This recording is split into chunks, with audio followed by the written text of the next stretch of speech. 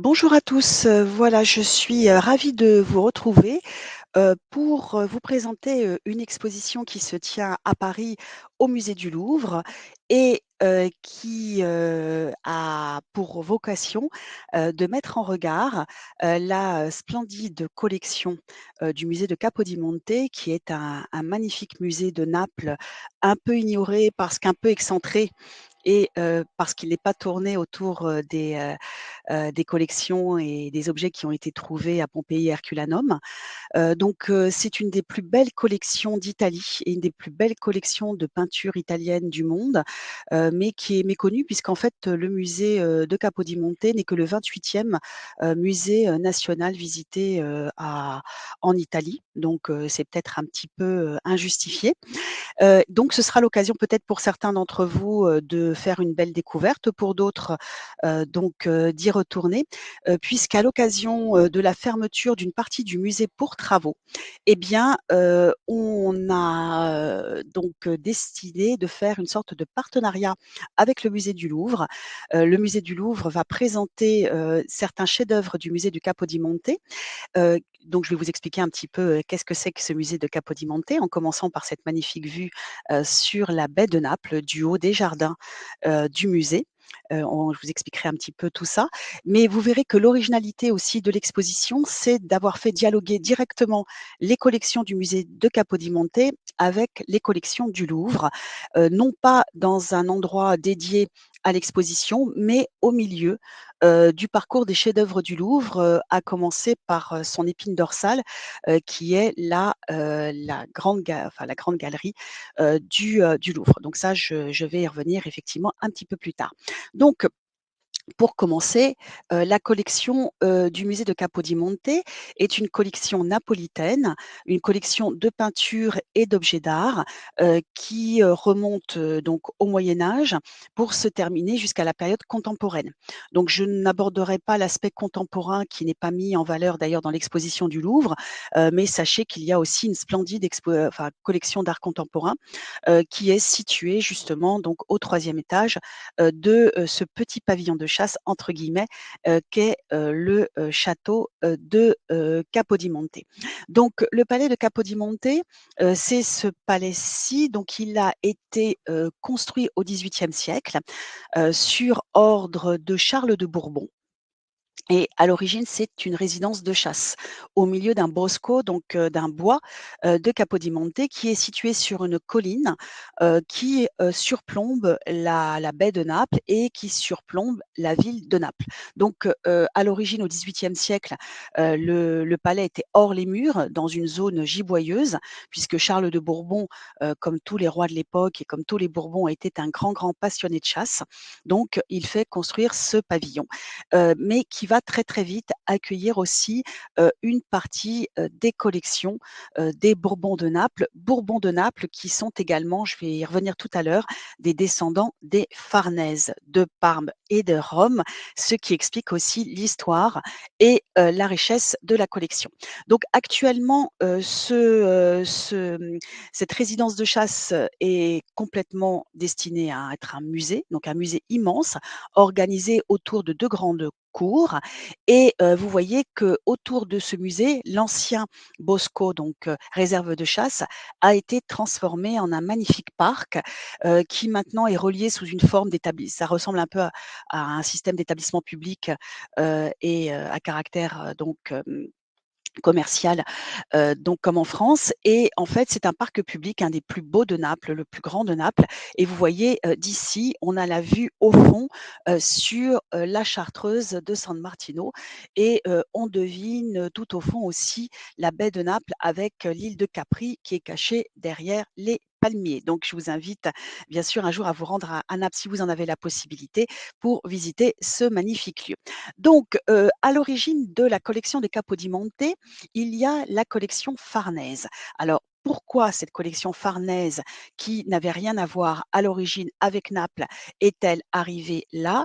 Eh bien, l'histoire remonte à la fin du XVe siècle et au XVIe siècle à travers cette très forte personnalité, qui est magnifiquement représentée ici par Titien et ça, c'est l'un des nombreux fleurons de cette collection Farnèse qui fait partie du musée de Capodimonte. Donc il s'agit du portrait du pape Paul III Farnèse, un des grands, grands papes du XVIe siècle, un des grands papes de la Renaissance. Il est notamment connu pour être celui qui a convoqué avec donc Charles Quint le Concile de Trente. Vous savez que ce Concile de Trente va s'échelonner sur 18 années, donc entre 1545 et 1563. C'est l'un des conciles les plus importants de l'histoire de l'Église, avec Vatican II par exemple, ou avec les premiers conciles œcuméniques. Et donc c'est un pape qui, comme cette image le montre, a une très forte personnalité. Il a une histoire riche aussi. Il est issu d'une famille de la moyenne noblesse romaine, et à la fin du XVe siècle, sa sœur, la belle Giulia, devient la favorite du pape Borgia, du pape Alexandre Borgia, ce qui fait qu'elle va pousser son frère à faire une carrière ecclésiastique. Le futur Paul III Farnèse, donc qui s'appelait Alexandre à l'époque, va devenir chancelier du pape, c'est-à-dire à peu près le ministre de l'économie, ce qui n'était pas rien quand on était à la tête du Vatican. Et puis progressivement, il va continuer cette carrière ecclésiastique et il deviendra justement le pape Paul III Farnèse. Donc une personnalité extrêmement haute en couleur, un caractère d'acier dans un contexte politique extrêmement complexe, hein, puisque c'est le contexte des guerres d'Italie, hein, qui, je vous le rappelle, commence en 1494 et s'achève en 1559, hein, donc avec la signature du traité de Cateau-Cambrésis. Et donc, lui, il arrive en prenant vraiment résolument le parti de Charles Quint, donc à apporter une certaine stabilité dans les États pontificaux. Et vous voyez qu'il est représenté par Titien, j'y reviendrai donc magnifiquement, mais Titien va le représenter à plusieurs reprises, et il y a un autre très beau portrait qui est plus grand, celui-ci, et qui est aussi très important dans l'histoire de la famille et dans l'histoire des collections de Capodimonte, puisqu'il représente, toujours par le même Titien, toujours le même pape, Paul III, mais vous voyez, celui-ci a vieilli, et le cadrage s'est élargi pour mettre en valeur la présence de ses neveux ou petits-enfants. Le terme est très ambigu en italien, nipoti, hein, ça se dit exactement de la même façon.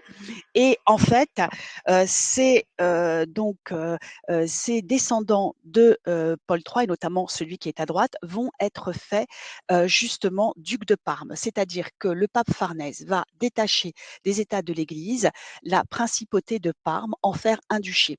Donc les ducs Farnèse vont régner sur ce duché jusqu'au début du XVIIIe siècle, et ils vont rester de grands collectionneurs, d'autant plus qu'ils vont hériter de la collection du pape Farnèse, de la collection du grand cardinal Alexandre Farnèse aussi. Donc tous les Farnèse sont d'immenses collectionneurs, et ils acquièrent une collection qu'ils vont en partie conserver aussi bien donc dans le palais Farnèse de Rome, qui est l'actuel siège de l'ambassade de France, vous le savez, et puis d'autres parties de la collection seront conservées à Parme, notamment justement dans le Palazzo della Pilota. Une partie de la collection aussi se trouvait donc à Ferrare à une certaine époque. Enfin donc une collection magnifique. Et cette collection, elle est composée à la fois de peintures, comme les tableaux de Titien que vous venez de voir, mais également aussi d'antiques. Alors les antiques ne sont pas présentés au Louvre, mais si vous voulez aller les voir, il faut aller maintenant au musée archéologique de Naples, où vous pourrez admirer notamment l'Hercule Farnèse, par exemple, ou le taureau Farnèse, donc qui doivent bien leur nom à toujours cette même famille. Alors, je ne peux pas résister au plaisir de vous montrer en détail le premier portrait que Titien a fait de Paul III, donc avec ce gros plan qui met en valeur la subtilité de la touche de Titien. Nous sommes dans les années 1540, donc Titien se rend à Rome pour peindre le pape. Alors Titien est déjà âgé d'au moins 50-55 ans, il est au sommet de son art, il a libéré complètement la touche, et là on le voit très clairement à travers ce gros plan, quand on regarde justement les moirures, hein, donc du velours avec ces effets de Cangianti dans lesquels les Vénitiens, et Titien en tête, excellaient absolument.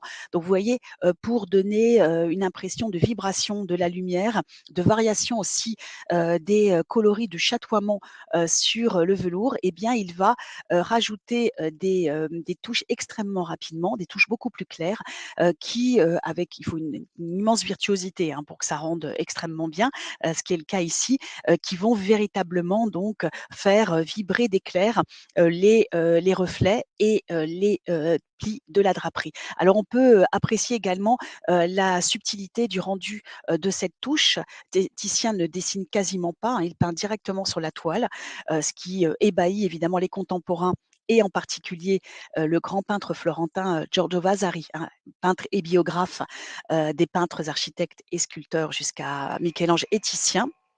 Et vous voyez qu'il y a cette espèce d'onctuosité de la touche, de douceur, et Titien n'hésite pas à jouer aussi sur des effets de matière, c'est-à-dire qu'il accroche la toile en utilisant d'ailleurs des toiles dont le tissage est épais et grossier, volontairement grossier. Donc, on va retrouver donc ces détails magnifiques, justement sur la main, sur la chasuble aussi du pape. Regardez là encore la subtilité avec laquelle les touches diffractées de la peinture de Titien sont juxtaposées pour montrer à la fois la finesse, la peau qui commence à se parcheminer, la nervosité aussi des longs doigts, la bague hein, pontificale qui est mise en valeur. Et vous voyez que cette diffractation de la touche, hein, comme s'il juxtaposait au lieu de fondre et de lécher de façon complètement homogène la touche, eh bien c'est l'ancêtre de l'impressionnisme, hein, c'est l'ancêtre de la peinture de Velázquez, de celle de Rembrandt, plus tard Fragonard, jusqu'à l'impressionnisme et donc à l'abstraction lyrique. On ne peut pas imaginer l'évolution de la peinture occidentale sans Titien, comme ce remarquable portrait est en train de le confirmer. Alors, je reviens toujours à ma dynastie farnèse. Donc, au début du XVIIIe siècle, la dernière héritière des Farnèse, c'est cette très forte personnalité que vous voyez là, une femme qui s'appelle Élisabeth Farnèse. Donc là, le tableau n'est pas présenté dans l'exposition, il est resté au Prado. Et Élisabeth Farnèse, elle a le malheur, la pauvre, d'épouser le roi d'Espagne, mais en seconde noces. Donc elle épouse Philippe V d'Espagne, le petit-fils que Louis XIV avait mis non sans mal sous le trône d'Espagne. Le problème, c'est que Philippe V avait déjà eu des enfants de son premier lit, donc Élisabeth a des fils, mais qui ne régneront pas, a priori. Donc elle ne va cesser d'intriguer auprès de toutes les cours d'Europe. Elle a développé un réseau absolument fabuleux et dans un contexte de guerre européenne liée notamment donc à la guerre de succession de Pologne, par exemple, elle va arriver à placer son fils aîné sur le trône de Naples. Donc c'est comme ça que Charles de Bourbon va devenir roi de Naples et roi de Sicile. Donc il devient roi de Naples et de Sicile. Il s'installe tout jeune à Naples à partir de 1734. Et là, il va commencer à administrer justement son royaume en essayant d'y introduire les idées des Lumières. Alors, Élisabeth Farnèse arrivera aussi à placer son fils cadet sur le trône de Parme. Et c'est pour ça qu'il y a aussi une des branches des Bourbons d'Espagne qui s'appelle les Bourbons-Parme, hein, comme il y a les Bourbons de Naples. Donc là, vous voyez ici un portrait qui est présenté dans l'ancienne chapelle du Louvre, hein, dans le pavillon de l'horloge, et qui représente notre Charles de Bourbon, roi de Naples, tel qu'il a été peint par un grand peintre allemand qui s'appelle Raphaël Mengs. Et Raphaël Mengs, c'est cet artiste qui va être véritablement glorifié par le grand historien de l'art et historien aussi de l'esthétique, hein, qui s'appelle donc Winkelmann, qui est le grand chantre du retour au goût néoclassique face au style rococo tellement à la mode au XVIIIe siècle. Et donc, vous voyez, Raphaël Mengs s'installe un temps avec Angelica Kauffmann à la cour des Bourbons de Naples, dont il va réaliser les portraits. Alors, vous constatez que notre Charles a une bonne tête, mais qu'il a un nez absolument fabuleux. Alors, on n'a pas présenté son fils Ferdinand, qui aura un nez encore plus proéminent et qu'on appellera le Nasone, et qui lui est le roi Bourbon qui a régné le plus longtemps sur la ville de Naples. Donc, ce roi Charles, c'est un grand administrateur, un grand constructeur. Donc, c'est lui qui va notamment réaliser la Regia de Caserte, donc immense palais, donc prolongé par un long parc longitudinal, qui va aussi faire construire le Teatro San Carlo, qui est antérieure, je vous le rappelle, aussi bien à la Fenice, que, à la Scala de Milan et qui à l'époque était bleu, hein. Maintenant il est rouge, mais, en fait le décor est rouge après le très grave incendie qui l'a ravagé en 1816. Donc à l'origine, voilà une reconstitution, qui le montrait en bleu et or. C'était plutôt la mode au XVIIIe siècle. Donc immense théâtre, hein, qui pouvait accueillir et qui peut encore accueillir, pratiquement, 3 000 personnes et qui maintenant a comme particularité, vous le savez peut-être, d'avoir 2 directeurs puisqu'il y a des petites tensions à Naples autour de ce théâtre. Alors, le roi ne s'est pas arrêté là. Il va faire construire la Reggia de Capodimonte et également justement cet immense bâtiment, qui est, l'hôpital des pauvres qui était destiné à accueillir, les indigents, les pauvres et aussi à les encadrer pour qu'ils travaillent puisque, Charles de Bourbon, applique les principes de ce que certains historiens avaient appelé le grand enfermement qui s'est développé à partir du XVIe siècle. Donc c'est un immense bâtiment, hein, qui a été restauré puis qui maintenant de nouveau tombe en déshérence, malheureusement alors il est superbe et nous revenons donc dans le pavillon de chasse de Capodimonte. Donc, il doit tout simplement son nom au fait qu'il est donc il est à la tête du mont, hein, d'une montagne qui est la plus haute dans Naples à proprement parler. Donc, on retrouve, vous voyez, une architecture relativement austère, donc en pierre grise avec cette peinture rouge que le roi a souvent appréciée, puisque sur la façade du théâtre San Carlo et également du Palais Royal, hein, donc dans le centre-ville, on a les mêmes couleurs. Et vous voyez qu'à l'intérieur, n'oubliez pas que c'est un palais aussi, hein, donc il y a toutes les salles qui présentent les expositions d'œuvres d'art, mais il y a toute une partie de salles d'apparat qui ont été réalisées en grande partie sous le règne du fils de Charles, Ferdinand, et qui font référence au décor pompéien. Hein, donc on a vraiment un développement d'un style néo-pompéien.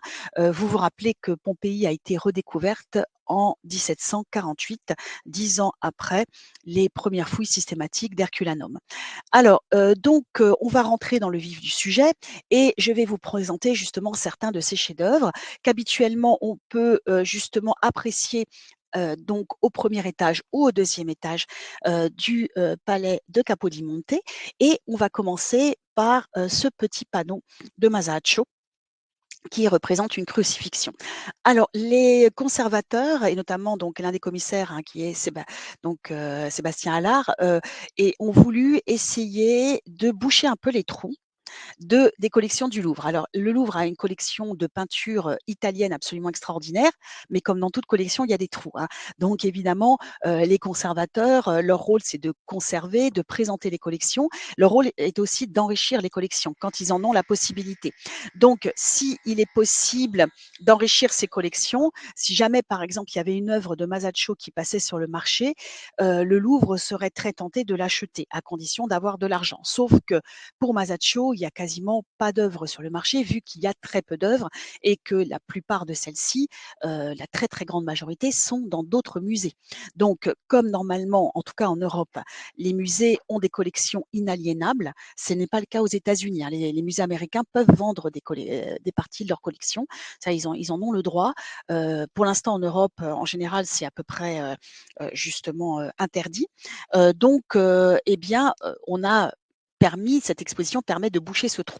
Donc, on a des collections de peintures, donc toscanes qui sont extraordinaires, mais pas Masaccio. Alors Masaccio, c'est le premier grand peintre de la Renaissance.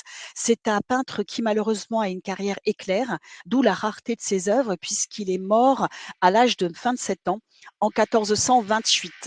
Donc il meurt en 1428 et donc il a laissé peu d'œuvres, d'autant plus que son œuvre majeure, c'est une série de fresques qui se trouve donc in situ à la chapelle Brancacci. Alors ici, le tableau que vous voyez là, eh bien, je vais vous en reparler puisqu'il est confronté à 2 autres panneaux qui, eux, ont été réalisés par Masolino. Donc Masolino, qui est un peintre lui aussi florentin, et qui s'est associé à Masaccio pour décorer la chapelle Brancacci, hein, qui est une chapelle qui se trouve dans la grande église des Carmes de Florence. Donc, Masolino est un artiste qui a 20 ans de plus que Masaccio. Donc, pendant longtemps, on a cru qu'il avait été le maître de Masaccio, puis après, on s'est aperçu qu'ils s'étaient associés tous les deux étant déjà titulaires de la maîtrise, même le jeune Masaccio, pour faire poids, pour faire masse. Parce que à Florence, certes, il y avait une demande très forte, mais il y avait encore plus d'offres. C'est-à-dire qu'il y avait énormément d'artistes et d'artistes de qualité. Donc, évidemment, les prix étaient très tendus, étaient très serrés, bien sûr. Et c'est la raison pour laquelle, souvent, on assiste à des associations d'artistes, hein, donc comme Donatello et Michelozzo, par exemple, hein, ou bien Masaccio et Masolino, pour être plus forts, pour pouvoir avoir plus de commanditaires, mieux négocier, etc. Donc, Masolino a un style moins moderne que le jeune Masaccio et on le voit très bien dans ce diptyque où on retrouve des éléments du gothique international, notamment dans cette magnifique Assomption de la Vierge, vous voyez, donc cette Vierge qui est sur un fond d'or, dans une mandorle, donc vous voyez cette forme d'amande qui sacralise justement la personne de la Vierge qui monte directement aux cieux, âme et corps réunis, sans passer par la case limbe. Donc on a une formulation encore pas tout à fait archaïque, hein, à l'époque c'était pas complètement démodé, mais qui allait bientôt devenir archaïsante, hein, quelques décennies plus tard, avec encore un fond d'or qui rappelle évidemment des éléments byzantins, mais vous voyez que la subtilité des coloris et justement aussi les lignes très fluides du manteau de la Vierge, du manteau des anges, qui témoignent de cette préciosité qui fait partie de ce qu'on a appelé le style gothique international. Et Masaccio, je vais y revenir, vous voyez, donc regardez le détail de cette Assomption, hein, donc Masolino da Panicale, qui partira ensuite continuer sa carrière en Hongrie et à Rome d'abord, puis après en Hongrie. Donc, vous voyez ici, et vous allez comparer avec l'austérité du style de Masaccio. Donc, si je reviens à Masaccio, vous voyez, donc au premier abord, on retrouve une crucifixion, donc qui ne peut paraître pas forcément novatrice, puisque vous voyez que elle est dépouillée, ça c'est certain. Il y a encore un fond d'or. Donc, ce fond d'or dont on va voir progressivement les artistes se débarrasser. Donc, le fond d'or, vous savez que ça évoque finalement que l'on sort du temps historique et que l'on va du côté de la transcendance divine, hein. Et évidemment, c'est ici une forme d'exaltation du salut de l'humanité selon le point de vue chrétien, puisque ce salut ne peut avoir lieu que en raison du sacrifice du Fils de Dieu, du Messie, qui est le Christ. Alors, on retrouve déjà ce qui frappe, c'est l'austérité par rapport à Masaccio, par rapport à Masolino, pardon, rien de décoratif. Vous voyez, la draperie n'est pas tout en courbe et contre-courbe, mais les plis sont amples, sculpturaux et cassés. Les visages ne sont pas traités du tout avec joliesse. Et ce qui frappe aussi, c'est l'intensité dramatique des mains donc tendues de Marie-Madeleine au pied de la croix, ainsi que l'étrange raccourci donc du visage du Christ qui semble être privé de cou. Donc vous le voyez ici, regardez, en fait, ça s'explique par la position de la crucifixion sur ce qui était un gigantesque polyptyque. Donc vous voyez, c'est encore la mode du polyptyque, donc c'est-à-dire plusieurs panneaux qui vont être reliés par des charnières et qui vont développer des scènes en hauteur et en largeur. Donc cette tradition du polyptyque, elle remonte au XIIIe siècle, elle commence à s'essouffler au milieu du XVe siècle, mais elle est encore à la mode, hein, dans les années 1425, et c'est une commande qui avait été faite pour une grande église des Carmes de Pise. Et vous voyez que comme souvent, le polyptyque a été démembré. Ça, c'était très souvent le cas, hein. Donc, au XVIIIe, XVIIe, XVIIIe siècle, on n'aimait plus du tout ces polyptyques que l'on jugeait gothiques, c'est-à-dire barbares. Et donc, on les retirait, on les mettait dans des caves, dans des greniers. Puis après, on a commencé à les vendre par morceaux, parce que c'est plus simple d'avoir un seul panneau que d'avoir évidemment un polyptyque immense qui fait 7-8 mètres de hauteur ou 4-5 mètres de largeur, par exemple, hein. Donc, vous voyez, ici, sur la reconstitution, on a toutes les parties qui sont encore connues, les autres ayant complètement disparu pour le moment, hein, on n'est jamais à l'abri d'une redécouverte, et ils ont été dispersés. Donc, vous voyez que le musée de Capodimonte possède justement cette magnifique crucifixion, et comme on voyait cette crucifixion en contre-plongée, eh bien, il y avait un effet de tassement, dont Masaccio tient compte et qu'il accentue en supprimant la ligne du cou du Christ. Et ce qui fait que ça donne vraiment cette impression de naturalisme, de tension, physique, de souffrance physique, même si elle est représentée avec beaucoup d'intériorité, hein. Mais on voit déjà, en germe cette révolution, picturale qui naît à Florence et qui va tourner aussi autour de l'idée des raccourcis et de la perspective, mathématique ou euclidienne. Donc, dans la grande galerie du Louvre, on va, voir aussi représenter, des peintres napolitains et justement des peintres de la Renaissance, hein, puisque l'exposition est pratiquement, présentée de façon chronologique, sauf, dans la chapelle et on va présenter donc cet artiste qui est célèbre à Naples, mais peu célèbre ailleurs puisqu'il s'agit de Colantonio, hein. Colantonio donc est un artiste napolitain qui va être un des premiers peintres italiens à peindre à l'huile. Donc on voit d'ailleurs très nettement dans ce tableau qui représente, saint Jérôme dans son studiolo, l'influence de la peinture flamande, dans le rendu notamment dans l'utilisation de la gamme chromatique très chaleureuse, avec des tons bruns, ocre, rouge, mordoré et puis dans l'usage de la peinture à l'huile et dans la représentation des natures mortes. Alors, Colantonio est un artiste donc napolitain qui peint dans les années 1430-1440, donc à l'époque à Naples. Naples était gouvernée par la dynastie des Angevins. Et le roi René d'Anjou était aussi, donc comte de Provence. Donc vous savez que le roi René a été un très grand mécène, c'était le beau-frère de Charles VII, hein. Il a pas accompli beaucoup d'exploits sur le plan militaire ou sur le plan politique, mais en matière d'art, c'était un très, très grand, mécène et il a protégé un peintre, flamand, donc à Aix, qui s'appelait Bartholomé Dec. Bartholomé Dec, qui est un peintre flamand et on pense que très certainement Colantonio l'a rencontré probablement en Provence et c'est peut-être comme ça que la technique et le style flamand vont être transmis à Colantonio qui va l'introduire à Naples et à Naples, il aura comme élève, très certainement Antonello da Messine qui va diffuser la technique de la peinture à l'huile jusque à Venise et en particulier auprès de Giovanni Bellini. On va y revenir tout à l'heure. Donc, vous voyez, je reviens à mon Saint-Jérôme dans son studiolo. Vous vous rappelez que Saint-Jérôme, c'est un des docteurs de l'Église, hein. Il vit au IVe siècle. Il est connu notamment pour avoir traduit la Bible en latin. Donc, c'est la Vulgate, hein, c'est la traduction que l'Église catholique a longtemps considérée comme la seule acceptable jusqu'au XXe siècle quasiment. Vulgate parce que la Bible était écrite en latin à une époque où tout le monde parlait le latin, c'était pas la langue des lettrés, elle le deviendra par la suite. Et d'ailleurs, ça explique la raison pour laquelle on a représenté Saint Jérôme à l'intérieur de son studio, donc de son bureau, en train d'écrire et de compulser des livres donc pour pouvoir exercer, réaliser la meilleure traduction possible. Alors vous voyez qu'il est vêtu aussi en bure, donc pour montrer que c'est un ascète. Il a renoncé au chapeau cardinaliste qu'il a posé à gauche du tableau et il est en train d'opérer un lion.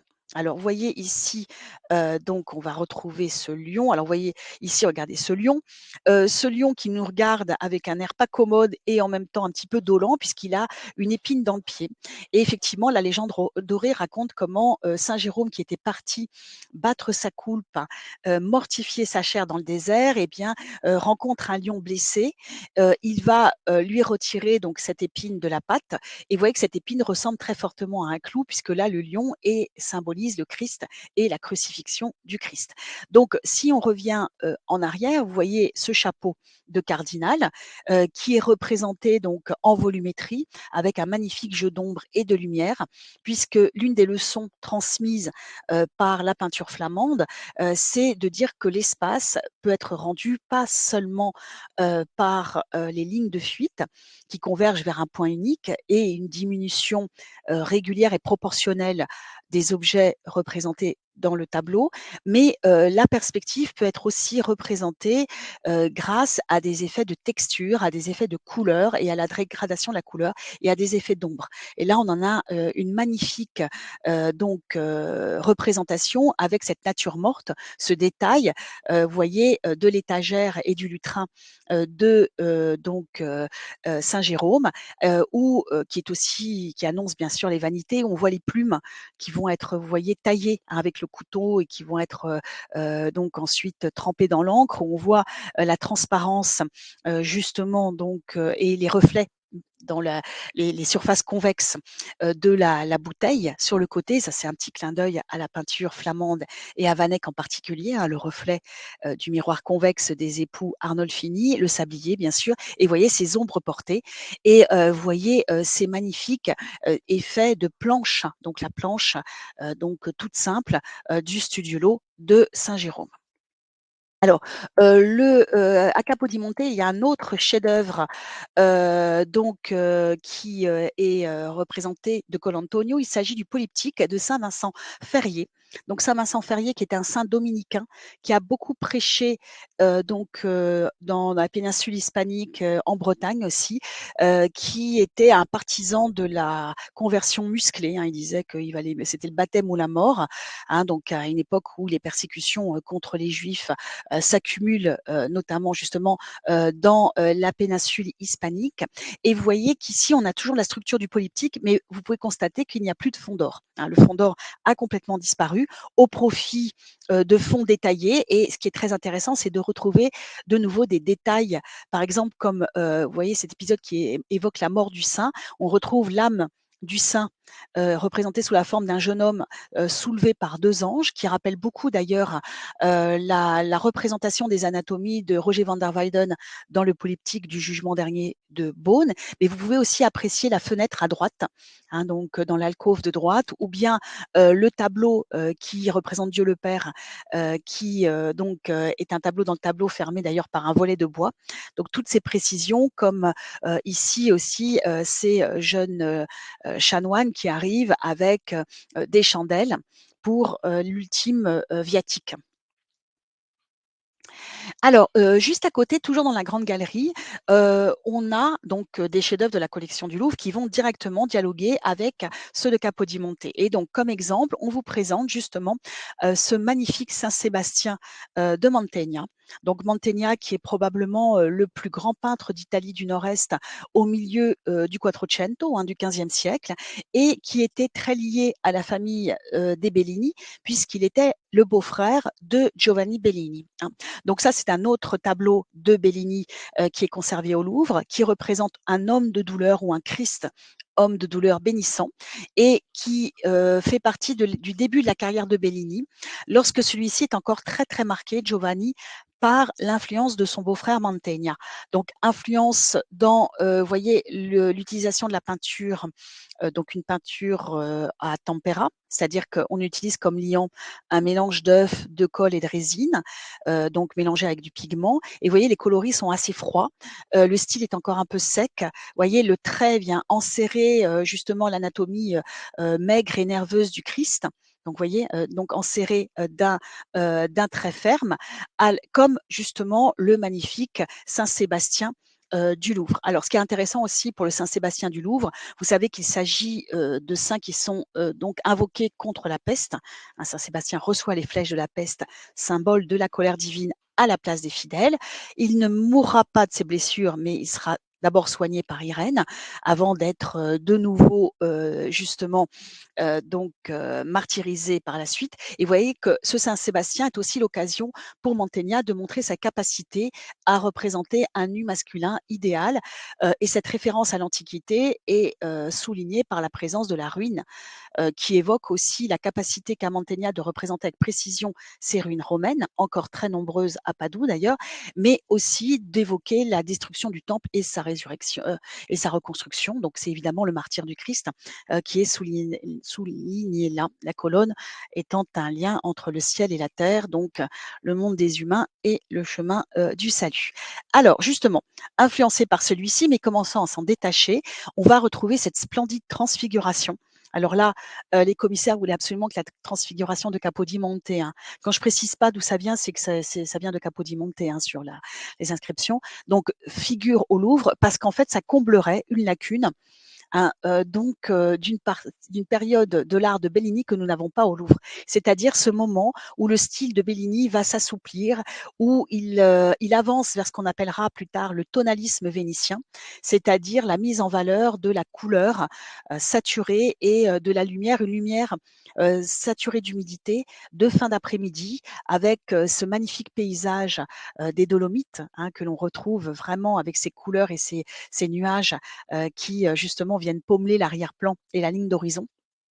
Et vous voyez qu'il s'agit d'une représentation donc de la transfiguration, une des premières épiphanies du Christ dans sa vie d'adulte, hein. Il emmène ses disciples favoris, Pierre, Jacques et Jean, situés en bas, sur le mont Tabor. Et là, tout d'un coup, il irradie de lumière, encadré par l'apparition de Moïse et Élie. Donc, vous voyez, c'est une composition qui n'a plus de fond d'or, qui n'a plus de mandorle, qui est représentée dans un paysage tout à fait naturaliste, même si vous regardez attentivement, vous voyez qu'on est encore dans le domaine du symbolique. Le Christ est beaucoup plus grand, par exemple, que la figure des apôtres, qui sont sur un plan donc plus proche de notre œil, donc qui devrait être logiquement plus grand. Et non, les personnages sacrés sont plus grands parce qu'ils sont les plus importants. Si vous regardez aussi la découpe des volumes donc de Moïse et Élie et du Christ, eh bien ça crée toute une série de triangles qui s'imbriquent très parfaitement donc dans le paysage de l'arrière-plan, ce paysage des Dolomites, mais qui va être adouci, tempéré par la subtilité de la couleur. Donc premier plan en reprenant l'héritage de la peinture flamande, de la peinture à l'huile, eh bien, le premier plan est dans les tons de brun. Vous voyez, les coloris très chauds. Donc ensuite, saturation du rouge des tuniques, hein, et du bleu de celle-ci. Et ensuite, plan médian dans les tons de vert. Et la dégradation de la couleur continue à l'arrière-plan avec ces tons plus bleutés, plus floutés, qui vont donc distendre justement l'espace de façon extrêmement subtile, extrêmement équilibrée, hein. Donc on voit bien que Bellini est un artiste de l'intériorité, de la méditation aussi, hein. Et il y a, même si c'est pas forcément évident, un héritage des icônes, hein, et l'aspect contemplatif de l'icône qui restera toujours présent dans sa peinture jusqu'à sa mort en 1516. Mais ça, il peint ce tableau une quarantaine d'années avant de mourir. Donc il a encore après une belle carrière devant lui. Alors, un peu plus loin, toujours dans cette même grande galerie, on va continuer à progresser dans la peinture et je vous avais parlé donc de cette perspective mathématique. Donc perspective mathématique qui a été théorisée donc par des scientifiques, par des peintres aussi. Et le premier de ces peintres à l'avoir vraiment théorisé de manière très, très complexe, et l'avoir mise en pratique à travers des exercices de géométrie euclidienne, eh bien, c'est, justement, donc Piero della Francesca.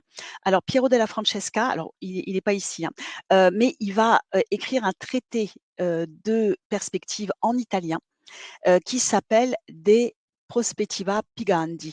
Et il l'a sans doute écrit dans le milieu urbinate, donc à Urbino, sous la houlette du duc Frédéric de Montefeld. Alors pourquoi je vous explique ça? Parce que le tableau est en lien avec celui-ci. Alors, ce tableau, alors qui est attribué à Jacopo di Barbari, parce qu'il y a un petit cartel devant qui évoque le nom de Barbari. Alors, ça fait l'objet de discussions. Jacopo di Barbari est un artiste vénitien qui est très célèbre surtout pour avoir fait un immense plan extrêmement détaillé en gravure de Venise en 1500. Ce plan, vous le connaissez sans doute, hein, si vous êtes allé à Venise, parce qu'il est représenté dans une trattoria sur deux quasiment. Enfin, il est très très célèbre. Il est extrêmement fouillé, extrêmement détaillé. Donc ça, c'est assez passionnant parce que ça nous montre, c'est vraiment une image de Venise presque parfaite autour de 1500. Et Jacopo di Barbari est un artiste qui va travailler aux côtés de Dürer à Venise et qui va donc dialoguer dans le domaine d'ailleurs de la gravure avec justement Dürer. Mais c'est aussi un peintre. Alors le Louvre possède une petite Vierge à l'enfant qui est donc présenté dans l'exposition à côté de ce tableau-ci. Mais ensuite, il est parti continuer sa carrière en Allemagne et aux Pays-Bas. Donc, c'est un de ces peintres qui font un pont, un lien entre la peinture du Nord et la peinture italienne autour de 1500. Hein. Donc, ça, c'est vraiment quelque chose d'important. Et là, il représente Luca Pacioli. Alors, Luca Pacioli, c'est le moine qui est en train de donner une leçon de géométrie au jeune homme qui est derrière. Donc ce jeune homme, on pense qu'il s'agit probablement du fils de Frédéric de Montefeltre, Guidobaldo da Montefeltre, qui deviendra à son tour duc d'Urbino. Et donc, comme le duc de Montefeltre était un passionné aussi d'architecture, de perspective, ça paraît très cohérent. Et en fait, Luca Pacioli va redévelopper les thèses de Piero della Francesca sans rien inventer de plus. Mais comme lui, il était lettré puisqu'il parlait le latin, il va rédiger des traités en latin qui vont être beaucoup plus connus dans les milieux universitaires que le traité de Piero della Francesca écrit en italien. Hein, voilà, ça c'est pas très très juste. Et Luca Pacioli va travailler à Milan où il va beaucoup dialoguer avec Léonard de Vinci. Donc là, en fait, il est en train de faire un exercice de géométrie où vous voyez qu'il va expliquer à son jeune élève comment projeter donc des corps géométriques réguliers, tridimensionnels sur une surface plane. Hein. Donc c'est ce qu'il est en train de démontrer avec notamment ici, vous voyez, ça c'est tout un détail d'une figure géométrique très complexe, tridimensionnelle, qui est un rhoboïoctoèdre, hein, je crois, je prononce peut-être mal le nom, sur lequel il y a, je crois, donc 8 facettes triangulaires et 18 facettes quadrangulaires. Donc, et si vous regardez dans la partie en bas à droite de ce polyèdre, il y a comme une espèce de fenêtre qui reflèterait peut-être le palais d'Urbino. Hein. Donc, ce qui explique qu'en fait, on est vraiment très, très proche du milieu urbinate. Et vous voyez, sur le livre à droite, il y a un dodécaèdre, hein, qui est une forme donc à 12 facettes, qui est un peu plus simple que la forme très complexe qu'on a à l'ouest. Et ça rappelle complètement la deuxième partie du traité de perspective de Piero della Francesca qui a tant influencé le personnage représenté sur ce panneau. Alors justement, on va retrouver des portraits. Donc ça nous amène aussi à confronter des portraits, les portraits que le Louvre a la chance de posséder face aux portraits que le musée de Capodimonte possède, des magnifiques portraits de la Renaissance. Alors nous avons justement toujours lié d'ailleurs au milieu urbinate. Il s'agit de Baldassare da Castiglione, qui est ce magnifique portrait peint par Raphaël à la fin de sa vie, qui représente donc un érudit, un homme de cour, un aristocrate très célèbre pour avoir écrit justement un traité de savoir-vivre sous la forme d'un dialogue néoplatonicien qui s'appelle le Cortegiano, le courtisan. Et donc Baldassare Castiglione, il a vécu à Rome, mais avant, il avait vécu à Urbino. Donc il connaissait très bien justement le jeune Raphaël, qu'il a pu pousser aussi sur la scène romaine. Et Raphaël lui en a toujours conservé sans doute une grande gratitude. Et donc ce portrait est peint sur toile, ce qui n'est pas toujours évident pour Raphaël, parce que Raphaël peint majoritairement sur bois tout au long de sa vie. Hein, il faut vraiment attendre, enfin il n'y a que les Vénitiens qui autour de 1500 peignent déjà majoritairement sur toile, les autres peintres peignent sur bois. Et donc c'est une magnifique symphonie de chromatisme, hein, donc qui va équilibrer, vous voyez, le noir avec des teintes de bistre, de taupe, légèrement fauve, et qui mettent en valeur l'acuité et la douceur du regard bleu de son modèle. Alors par exemple, Baldassare Castiglione, il place le contexte de son dialogue dans la cour d'Urbino, toujours. Hein. Donc la cour de Guidobaldo, qui serait peut-être le prince représenté dans le tableau précédent. Et vous voyez qu'il représente, influencé quand même par les mises en page de Léonard, Raphaël va placer son personnage de trois quarts, donc avec cette mise en avant de la manche qui va être donc dans lequel il va travailler les effets, vous voyez, de velouté, de fourrure, etc., la finesse de la chemise.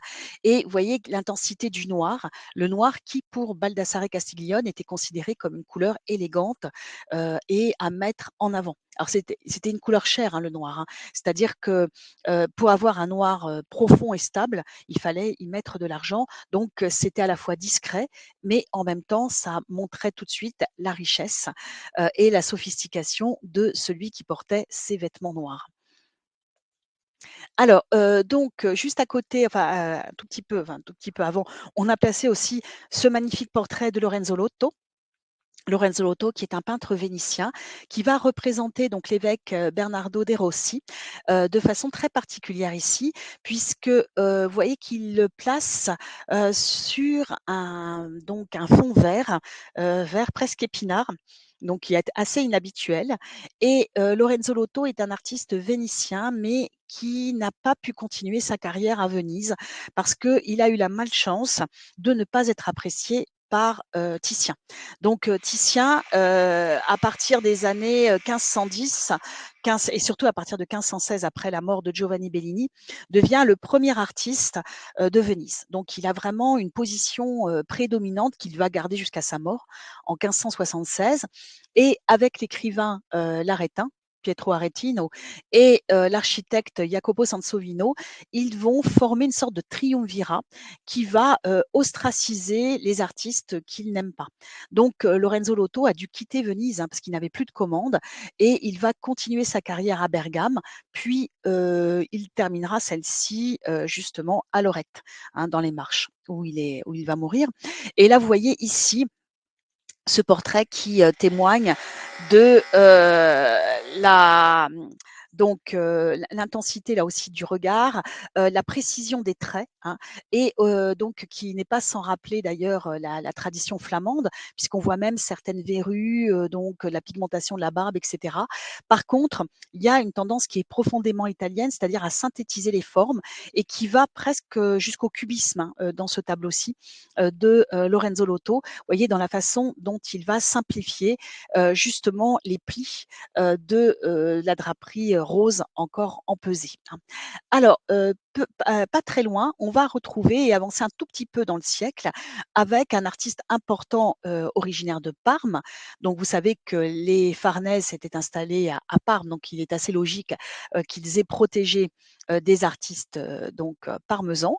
Et parmi ceux-ci, il y a celui qu'on appelle le parmesan, il Parmigiano, dont le nom entier était Girolamo Francesco Maria Mazzola, et donc qui va représenter Galeazzo San Vitale, hein, qui est un condottiere. Donc on voit tout de suite avec justement donc les objets qui sont représentés dans le tableau, la fonction du personnage. Il s'agit donc d'un soldat, d'un capitaine.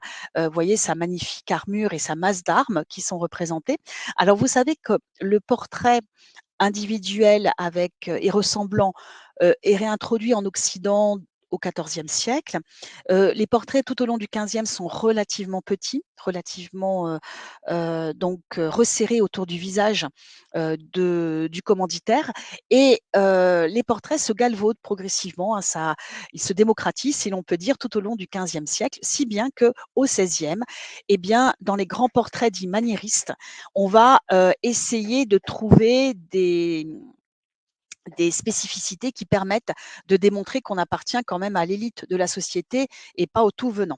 Donc pour ce faire, on va élargir souvent le cadrage et on va multiplier les accessoires qui peuvent être évidents, qui peuvent être aussi plus cachés, plus élitistes, et enfin plus hermétique, pardon, et donc pour désigner la fonction du commanditaire. Donc là, vous voyez un jeune homme avec une barbe très fournie, qui va d'ailleurs donner plus de maturité à des traits qui semblent encore jeunes, qui est vêtu donc de façon assez élégante, avec un pourpoint noir, mais avec des manches rouges. Et vous voyez, les manches ont des crevés qui laissent apparaître la fine chemise de lin. Et on voit, il met en valeur aussi le pommeau de sa large épée et derrière son armure magnifique, qui est l'occasion aussi pour le parmesan de représenter des surfaces convexes, hein, dans des armures de façon convexe. Alors, c'est pas le premier à le faire, hein. Piero della Francesca l'avait déjà admirablement fait un siècle avant. Titien aussi sera un merveilleux peintre d'armure, mais vous savez que, par exemple, le parmesan est célèbre pour avoir fait son autoportrait très jeune dans un miroir convexe. Donc avec sa main qui est du coup, qu'il tient, puisqu'il fait son autoportrait qui devient gigantesque et déformé. Donc ça, c'est une des spécificités aussi de ce grand artiste qui appartient à la première génération des maniéristes. Donc vous voyez le détail du regard aussi, très magnétique, hein, donc on admire la finesse des traits, la coquetterie, donc du chapeau, hein, qui est posé de biais, et vous voyez, l'opposition chromatique, entre les complémentaires, donc le vert, acidulé, des feuillages sur la droite et qui va justement magnifier le rouge, du chapeau. Alors, on va retrouver justement, pas très loin, un autre portrait de Raphaël qui appartient au Louvre. Celui-ci qui est aussi un autoportrait avec un ami. Donc vous voyez qu'on élargit les cadrages, on va donner aussi plus de mouvement. Vous voyez, le Raphaël se représente peu de temps avant de mourir, hein, puisqu'il est mort en 1520 à l'âge de 37 ans, hein, de manière très précoce. Donc si vous voulez, il a travaillé 50 ans de moins que Titien, par exemple, hein, ou que Michel-Ange, et on pense, alors c'est pas tout à fait sûr, hein, il est fort possible qu'il s'agisse de Giulio Romano, hein, le jeune homme qui est devant, qui était le bras droit de Raphaël et celui qui va réaliser une carrière extraordinaire à Mantoue par la suite et qui a terminé les Stanze, hein, le chantier des chambres du Vatican. Alors quoi qu'il en soit, vous voyez, c'est un portrait un peu inhabituel parce que ça fait partie des portraits intimes de Raphaël, donc peints sur toile, hein. On pense que quand il peignait ses amis, il préférait peindre sur toile de façon moins formelle, pour mettre peut-être accrocher plus la matière. Il y a un superbe effet de profondeur, vous voyez, avec le bras tendu du jeune homme vers l'extérieur qui met en valeur la main. Et s'il s'agit de deux peintres, ça expliquerait aussi cette valorisation des mains qui vont traduire la pensée du peintre de façon justement manuelle. Et on voit cette complicité avec cet échange de regards, en tout cas le jeune homme qui cherche peut-être à attirer le regard de son maître qui serait derrière lui, ce qui est une possibilité. Et là aussi, magnifique symphonie de blanc et de noir. On a vu que c'était des couleurs qui étaient résolument à la mode dans les 2 premières décennies du 20e, 16e siècle, pardon, en Italie. Alors, nous revenons au parmesan avec cette figure qui est considérée comme la Joconde de Capodimonte, qui d'ailleurs a fait l'objet de l'affiche de l'exposition. Il s'agit de ce portrait de jeune femme qu'on appelle aussi Antea. Alors, c'est un nom, en fait, on ne sait pas du tout de qui il s'agit, hein. On a longtemps dit qu'il s'agissait d'une courtisane qui était la maîtresse de Parmesan, et en fait, on n'en sait rien du tout. C'est peut-être aussi une jeune femme de bonne famille. C'est peut-être une commande qui a été faite à l'occasion de son mariage. En fait, on ne sait pas. Et donc, on va retrouver justement des éléments du maniérisme. Alors, le terme maniérisme, c'est un terme qui remonte au XVIe siècle et qui a été utilisé par Giorgio Vasari. Alors, Giorgio Vasari, c'est l'architecte des offices. C'est aussi celui qui a écrit toute une série de biographies de peintres, architectes et sculpteurs depuis Michel-Ange, non, pardon, depuis Cimabue jusqu'à Michel-Ange. Et quand il arrive à la fin de ses biographies, il décrit des vies d'artistes contemporains comme Michel-Ange, hein, par exemple. Et il parle pour ces artistes de leur style particulier en évoquant la maniera moderna, la manière moderne par opposition à une manière plus classique, plus traditionnelle. Et ce terme de maniera moderna, il va donner en français le nom de maniérisme, qui va progressivement devenir péjoratif. Donc, maniérisme. Et en fait, cette manière moderne qui débute au début du XVIe siècle, hein, qui va s'intensifier dans les années 1510-1520, elle est assez difficile à définir, mais elle a comme particularité d'abord d'être un art qui s'adresse à l'élite de la société. C'est l'élite qui parle à l'élite, hein, et qui ne parle pas aux autres. Donc c'est souvent hermétique, hein, ou abscon, parce que l'idée c'est qu'on reste dans l'entre-soi et il ne s'agit pas que le peuple comprenne justement cette culture très allusive des élites de la société de la Renaissance. Alors on s'amuse aussi à jouer avec les règles classiques, c'est-à-dire qu'on s'adresse à des personnes qui connaissent suffisamment bien les règles classiques pour s'amuser à des distorsions. Et si vous regardez ce tableau, il est plein de distorsions. La tête de la jeune femme est très petite. Vous voyez, même si la manche du bras droit, même si le bras droit avance nettement plus que le bras gauche, il est disproportionné, il est énorme hein, par rapport justement au reste du corps. Vous voyez que l'épaule droite de la jeune femme, donc à notre gauche, est très très agrandie, hein. Donc comme si on voulait mettre en valeur justement l'animal, donc la pelisse, l'animal qui est sur l'épaule de la jeune femme, qui paraît d'ailleurs vivant. Et si vous regardez, on a un visage qui est magnifique, hein, vous voyez, qui joue sur un ovale un tout petit peu allongé, mais très régulier. Donc on a recalculé la finesse du nez, l'écartement entre le nez et la bouche, la proportion de la bouche par rapport à celle de ces grands yeux en amande, hein, soulignés, vous voyez, par des arcades sourcilières absolument parfaites, qui sont reprises de façon agrandie par le bandeau, et donc ces formes courbes étant équilibrées par le triangle du menton et du décolleté.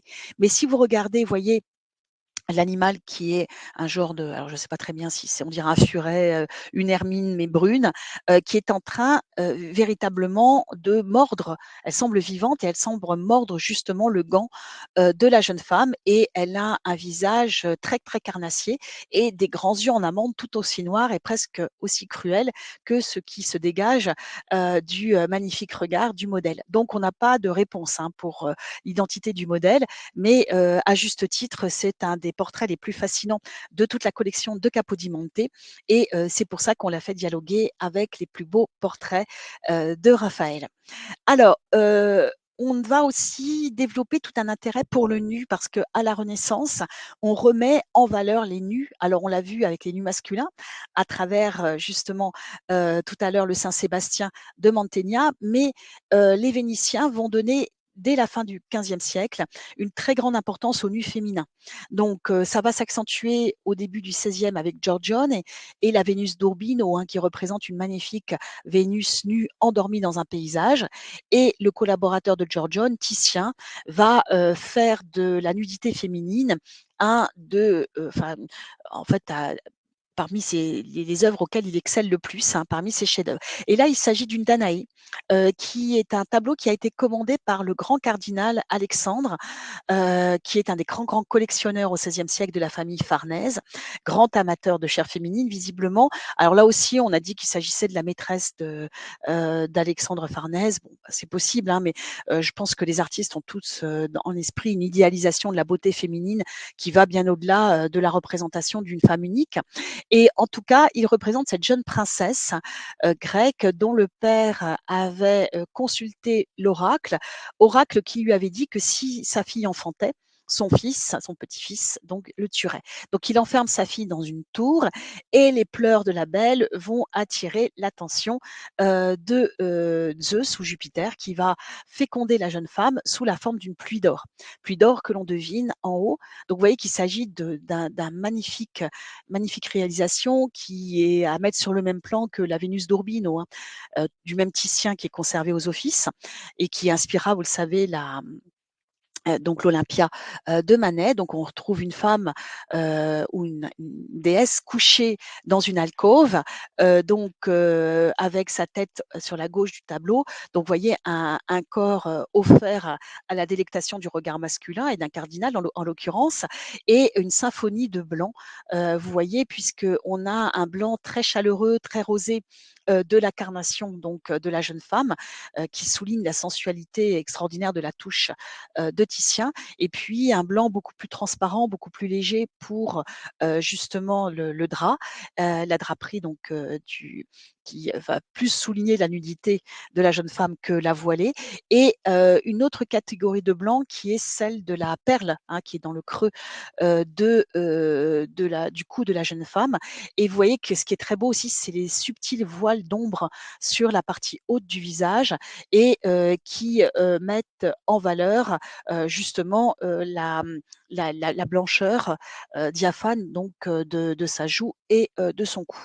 Alors, vous voyez ici hein, cette symphonie de blanc. Ça montre vraiment à quel point de virtuosité le Titien est arrivé Et ici, on a vraiment cette idée d'une union un peu idéalisée, entre une mortelle et un dieu, tout en sans en nier la sensualité. Par la suite, des artistes comme, Véronèse ou Tintoret reprendront le même thème, mais en insistant sur l'aspect mercantile, de la jeune femme qui va être assimilée à une courtisane, cupide.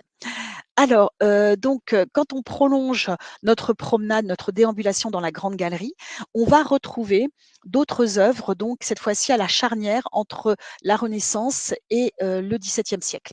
Et là, on les a fait, dialoguer ces œuvres avec notamment les collections du Louvre qui sont, notamment, riches en peinture bolognaise ou également romaine, puisque, par exemple, il y a des œuvres d'Annibal Carrach. Là, c'est une œuvre qui vient de Capodimonte. Et en fait, Annibal Carrach, alors c'est un artiste souvent très méconnu, alors qu'il a été aussi important dans l'histoire de l'art que Caravage, peut-être même mieux d'ailleurs, puisque en fait, Annibal Carrach, avec son équipe, vont décorer la voûte de la galerie Farnèse. Donc, on revient toujours aux Farnèse. Donc, les Farnèse donc de Rome, et c'est le palais Farnèse où se trouve l'ambassade de France actuellement. Je pense que ça peut se visiter, hein, ce palais Farnèse maintenant. Donc, il y a une galerie extraordinaire qui a été peinte à la fin du XVIe siècle et qui va devenir une référence absolue en matière de grande décoration picturale, au même titre que la chapelle Sixtine de Michel-Ange. Et donc Annibal Carrach avait un frère et un cousin, Ludovic et Augustin Carrach, qui ont fondé à Bologne une académie de peinture, l'académie degli Incaminati, qui elle aussi va former plein de grands artistes comme le Guerchin, Guido Reni, le Dominicain, etc. Et en fait, cette académie est à l'origine, peut-être à l'exception du Guerchin, du grand courant artistique classique du XVIIe siècle. Donc très défendu dans l'enseignement de l'Académie royale de peinture à Paris, surtout à partir des années 1670-1680, ce qui explique que Louis XIV va enrichir sa collection d'œuvres de Carrage, de Guidorini, etc. Donc c'est pour ça qu'on les a fait dialoguer avec donc la peinture, les peintures de Capodimonte. Donc là, on a un exemple de cette œuvre de Carrach, alors qui nous plaît peut-être moins parce qu'elle Annibal Carrach a une œuvre très éclectique. Son œuvre peut vraiment varier d'une peinture à l'autre. Et là, on voit à la fois des éléments encore maniéristes, mais des éléments qui annoncent le classicisme et qui pourront même inspirer, qui seront considérés comme des exemples de classicisme à suivre, jusqu'à, par exemple, la peinture de David. Donc là, on retrouve comme thème Hercule à la croisée des chemins. Donc c'est un épisode issu de la légende d'Hercule où on dit que le jeune Hercule, un jour, a fini son apprentissage, il va se lancer dans la grande vie et là, il rencontre deux femmes magnifiques. Vous voyez une femme à moitié dénudée qui est sur la droite du tableau. On reconnaît, vous voyez, les instruments de musique, vous verrez aussi les masques du théâtre et vous voyez qu'elle est plus dénudée qu'habillée véritablement. Il s'agit de la volupté ou de Vénus. Et de l'autre côté, vous voyez que cette autre femme qui est plus habillée, de façon classique et qui dirige son doigt vers un chemin plein d'aspérité, hein, puisqu'il s'agit quand même d'une montagne aride. Eh bien, ça, c'est la vertu, donc la figure de Minerva, qui va insister justement sur cette idée du héros qui doit transcender justement son toutes les tentations, échapper à celle-ci pour pouvoir arriver à une forme d'excellence et de pureté.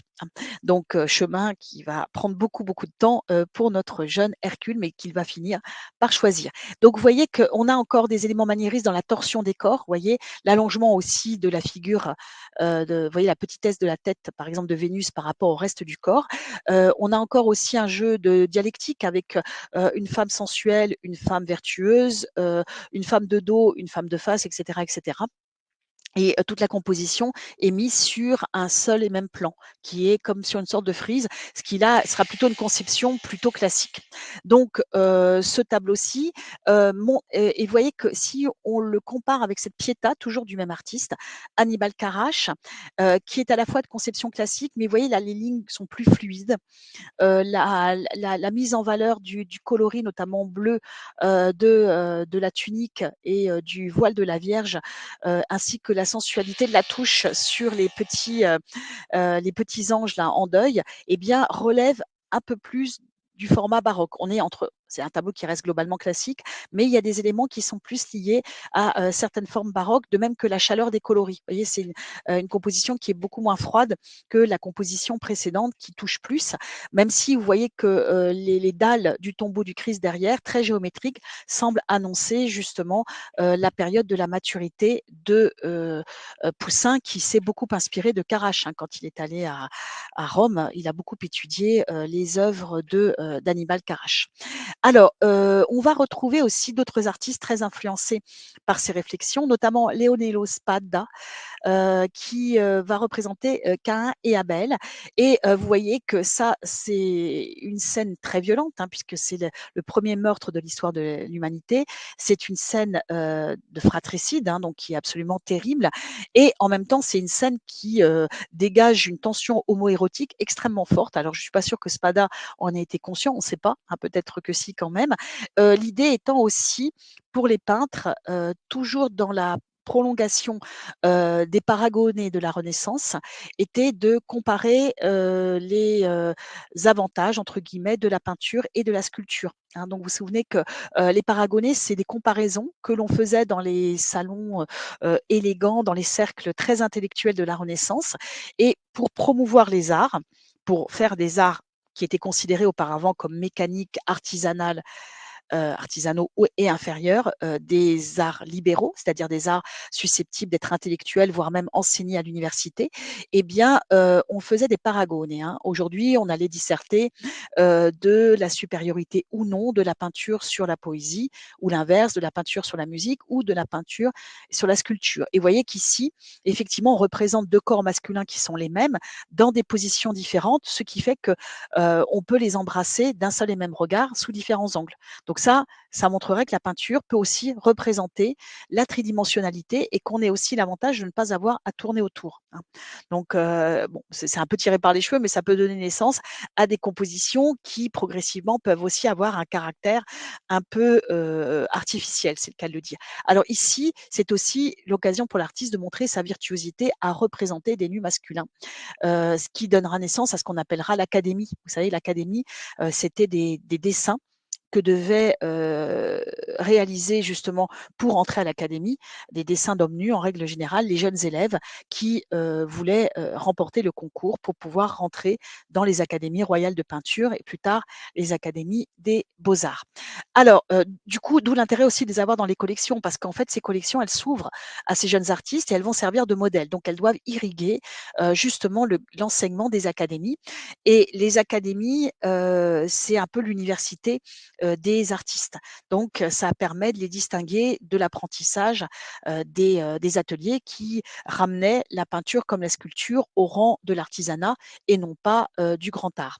Alors, donc, toujours dans cette même veine, on va retrouver ici ce très beau tableau de Guido Reni.